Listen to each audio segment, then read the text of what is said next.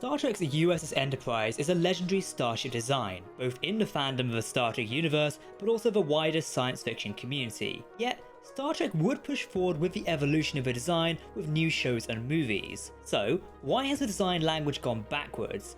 Isn't this a downgrade? Hello, I'm Captain Jack and welcome to the Hangar Bay. On this channel, we take a deep dive into the best starships, technology, and more from your favourite sci-fi universes. Today, we're talking about the USS Enterprise G. This is the latest USS Enterprise in the Star Trek franchise. Not looking at the Enterprise J. Gone are the days of the bulky Galaxy class, and then the sleek and streamlined Sovereign class USS Enterprise E. The G is introduced in the closing moments of Star Trek Picard to replace a short-lived Odyssey class Enterprise F. So what went wrong? Remember, for the latest videos, make sure to hit that subscribe button. Let us know what you think of this ship in the comments below.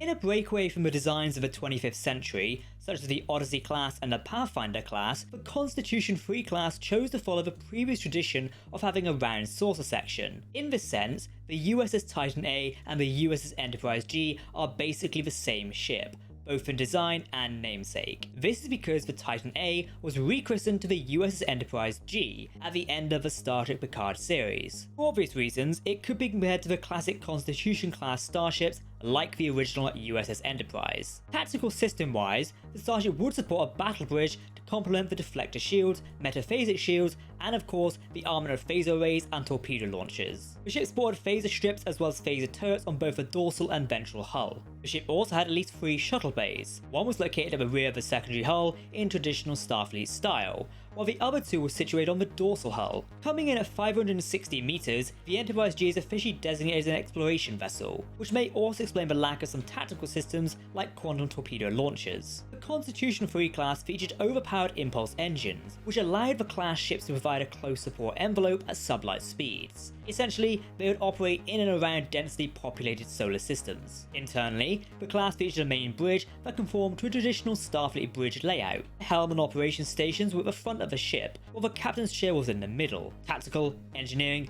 communications, and science were also placed around the bridge. In a surprise for a certain boarding party, the Constitution 3 class bridge featured an emergency evacuation hatch, which was located behind the main view screen. When activated, this hatch would open and vent the compartment into space. The general interior layout of the Enterprise G was kept the same as that of the USS Titan A and other starships of the Constitution 3 class line. The Constitution 3 class corridors were wider than in previous generations, similar to those seen on the Sagan class line of ships, such as the USS Stargazer. With a redesignation of the Titan A to the Enterprise G, the ship received more upgrades and refits to improve its systems. Perhaps some of the flaws noted in the Titan's design will be worked out and replaced to better suit the newly launched starship.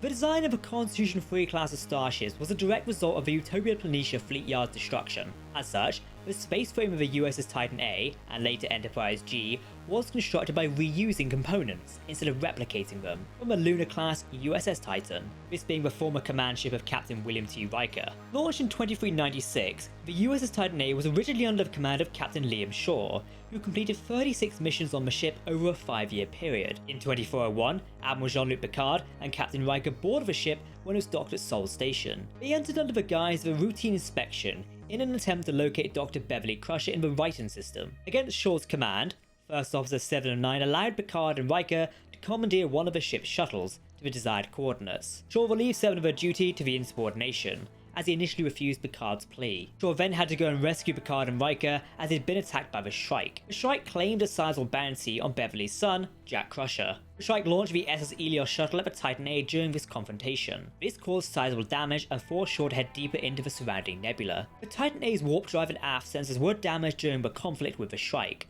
alongside Captain Shaw being incapacitated. With the command transferred to him, Riker attempted to evade and fire upon the Shrike. With the Titan A severely damaged, the crew's situation looked dire. Jack and Beverly devised a last-minute plan, however. They proposed opening the nacelle covers and using a burst of energy from the nebula to surf their way out of trouble. This worked a treat, and with some extra bowling antics from Riker, the crew was saved and the Shrike was defeated. For now. After their victory, the rendezvous of the USS Intrepid, which attempts to bring Riker and Picard into custody, they are luckily aided by Ro Lauren, who tells them to take the Titan A on the run.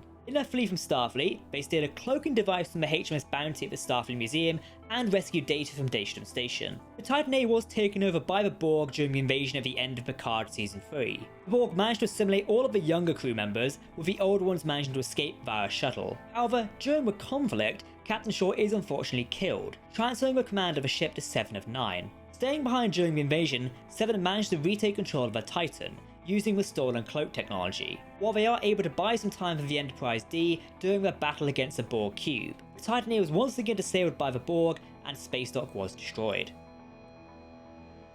Following the conclusion of the Borg Queen and changeling threat to Starfleet and the United Federation of Planets, the USS Titan A would return to dock for repairs. Due to the Titan's A role in saving everyone, it was decided the ship would be honoured with a new legacy. The starship was officially rechristened as the USS Enterprise G, with Captain 7 of 9 placed in command. It's never quite clear why Starfleet could not just launch another ship like an Odyssey class to take on the mantle of the Enterprise. I mean, this has been done before. Starfleet previously used another Constitution class to take on the role of the USS Enterprise A. This was seen in the Voyage Home movie at the very end. I mean, this was clearly done to honour the Titan. The Enterprise G officially becomes the 8th Federation starship to bear the name Enterprise. This was to honour the command crew of the USS Enterprise D, and the crucial parts they played in stopping the Borg threat. Captain 7 would take at the Enterprise G to explore strange new worlds and boldly go where no one has gone before. The series of Starship Picard wraps here, and looks like there's no continuation for the storyline for now.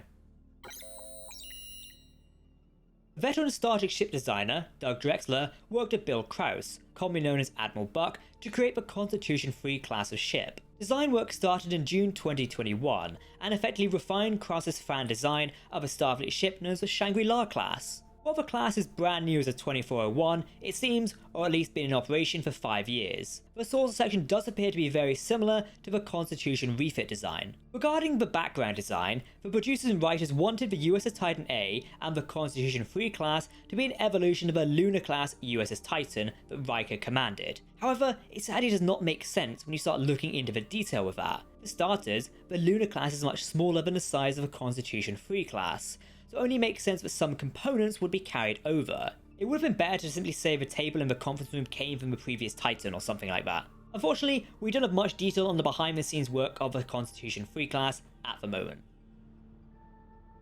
Star Trek Picard Season 3 made a deal out of a legacy idea. I don't just mean for the sake of a future spin-off series, but the whole idea of respecting the legacy of somebody or someone and also leaving a legacy. The Next Generation episode of Picard makes a big deal of the Titan A being the same design as Captain Riker's Titan. Yet it also seems to throw away this idea by the end of the 3rd season. The idea of protecting a legacy seems to be thrown out the window in The Last Generation. The final episode of Picard Season 3, the Titan A is renamed to the Enterprise G, as that name matters more. The producers and writers seem to create a lot of noise to justify the Titan A before becoming the Enterprise G was a refit of Riker's Titan. Yet as many pointed out, including websites like Ex Astria Scientia, this simply does not make sense due to the size of the starships. If anything, rechristening the Titan A and the Enterprise G rubs the ship incorrectly. Sure, it is an honour to be called the Enterprise, but the Titan is also a name of honour in the Star Trek universe, mainly as Picard Season 3 establishes the important legacy of the USS Titan namesake, such as Riker and Captain Savik's USS Titan. Realistically, if Starfleet had wanted to pay tribute to those who helped during the Borg crisis,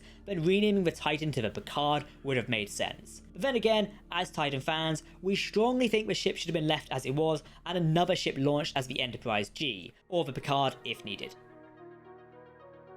That's it for the end of this video. I've been Captain Jack in the Hangar Bay. Let me know what you think of the Enterprise G in the comment section below. Remember, if you're talking about science fiction, we want to hear about it.